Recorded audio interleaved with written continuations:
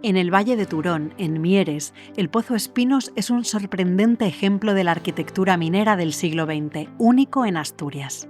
Profundizado en 1927 por la compañía Hulleras de Turón, mantuvo su actividad durante 4 décadas, hasta su cierre en 1967. Su elemento más llamativo es el castillete, de 7 metros de altura. Está coronado por una caseta de madera que protegía la maquinaria de extracción, situada en la parte alta, un diseño poco habitual para la época. Hoy, el antiguo edificio de la lampistería acoge un aula de interpretación que permite conocer la historia industrial del valle y el funcionamiento de estas instalaciones. Desde el Mirador de la Escombrera se disfruta de una panorámica espectacular del paisaje protegido de las cuencas mineras. El Pozo Espinos forma parte de la Vía Verde del Valle de Turón.